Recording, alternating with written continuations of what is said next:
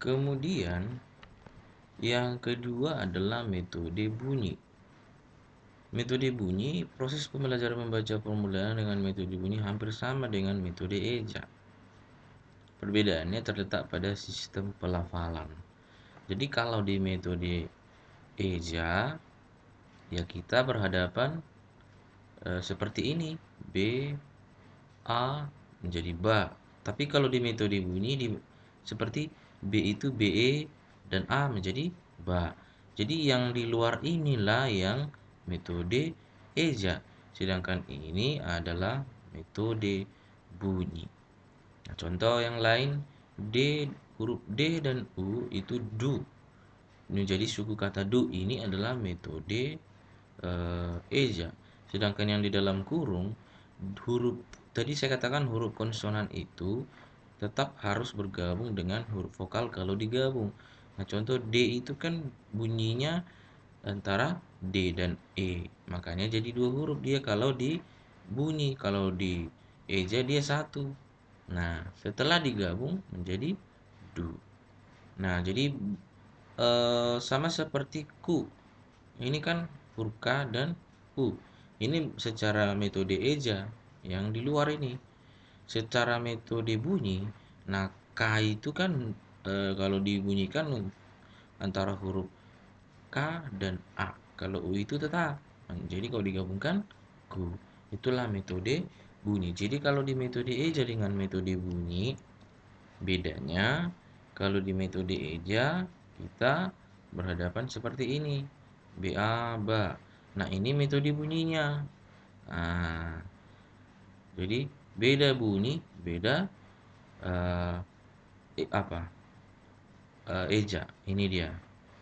Ini secara eja, ini secara bunyi. Nah, ini tetap. Nah, itu dia. Kemudian metode suku kata. Nah, kalau sudah paham metode bunyi dan metode eh, eja, nah tingkatan selanjutnya adalah metode suku kata. Proses pembelajaran menulis dan membaca permulaan dengan metode ini diawali dengan pengenalan suku kata seperti ba, bi, bu, bebu. Nah, babi, bu, bebu, caci, cu, cecu, dadi, du, dedu, kaki, ku, keku, dan seterusnya. Nah, suku kata itu adalah gabungan antara huruf vokal dengan konsonan. Ini konsonan, ini vokal. Kedua huruf itu membentuk menjadi suku kata. Nah, jadi yang dinamakan suku kata itu adalah gabungan antara konsonan dan vokal. Suku-suku kata tersebut kemudian dirangkai menjadi kata bermakna. Sebagai contoh dari daftar suku kata tadi, guru dapat membuat berbagai variasi paduan suku kata menjadi kata-kata bermakna. Contoh, ini kan ba, bi.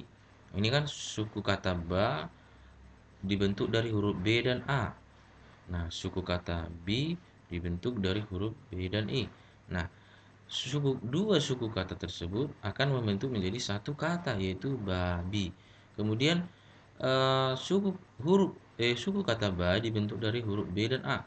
Suku kata bu dibentuk dari huruf B dan U. Maka kedua suku tersebut akan membentuk kata menjadi babu. Nah, itu metode suku kata. Kemudian metode kata, proses pembelajaran menulis permulaan dan membaca permulaan dengan metode ini diawali dengan pengenalan suku kata. Nah, jadi tingkatannya huruf, kalau dapat dikenal huruf maka meningkatlah ke suku kata. Kalau dikenal suku kata maka meningkatlah ke kata. Jadi seperti babi, bu, bebo, caci, cu, ceco, dan selanjutnya suku-suku kata tersebut kemudian dirangkai menjadi kata bermakna. Sebagai contoh dari daftar kata tadi, guru dapat membuat berbagai variasi paduan. Nah, contoh eh, ini udah kalau suku kata dia pakai penghubung. Nah, jadi kalau ke kata dia penghubungnya kita hilangkan. Nah, kemudian metode global artinya secara utuh dan bulat. Dalam metode global, yang disajikan pertama kepada murid adalah kalimat seutuhnya. Kalimat tersebut dituliskan di bawah gambar yang sesuai dengan isi kalimatnya. Setelah berkali-kali membaca, murid dapat membaca kalimat itu secara global tanpa gambar.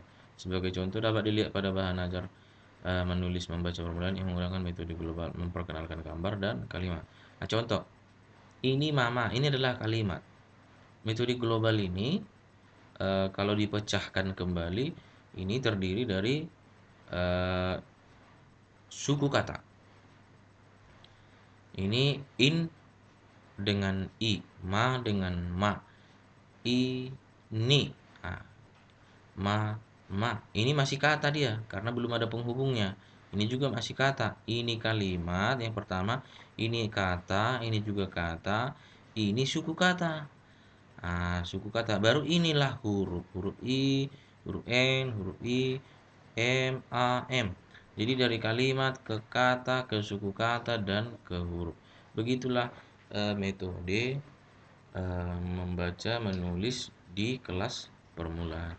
Sekian penjelasan saya tentang metode menulis, metode pembelajaran menulis dan membaca di eh, metode membaca dan menulis pada permulaan atau di kelas rendah. Semoga bermanfaat. Terima kasih. Selamat pagi.